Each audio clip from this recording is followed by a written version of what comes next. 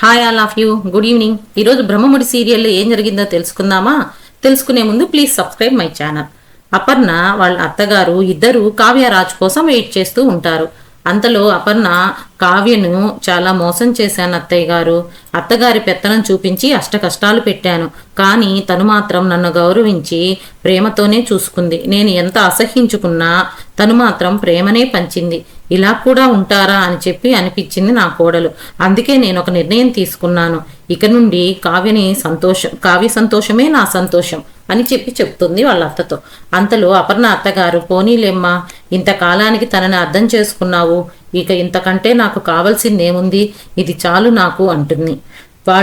అంతలో అత్తగారు, వాళ్ళు రాగానే మనం సర్ప్రైజ్ చేద్దాము అని అనుకుంటారు. ఇంతలో అక్కడ రాజ్ కావ్యకు అంతా జరిగిపోతుంది. అదంతా రాజు చేసిన ప్లాన్ అని కావ్యకి తెలిసిపోతుంది. రాజు అరేంజ్ చేసిన రూమ్ బాయ్తో మాట్లాడటం కావ్య చూస్తుంది.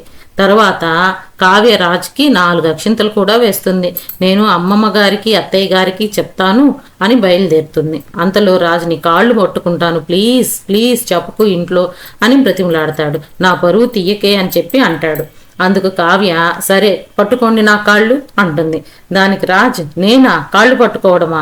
నేను దుగ్గిరాల వారసుణ్ణి, ది గ్రేట్ రాజ్ని నీ కాళ్ళు పట్టుకోవాలా? అది జరగదు అని చెప్పి అంటాడు. సరే అయితే నేను చెప్తాను అనగానే, వద్దు వద్దు పట్టుకుంటాను అని చెప్పి సారీ చెప్తాడు. తరువాత ఇంటికి వెళ్తారు.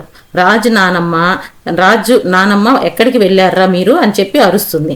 అంతలో కావ్య జరిగిందంతా ఎంతో అమాయకంగా వాళ్ళిద్దరికీ అంతా చెప్పేస్తుంది. రాజుని ఇరికించి పైగా కన్ను కొట్టు మరీ వెళ్ళిపోతుంది. రాజు నానమ్మ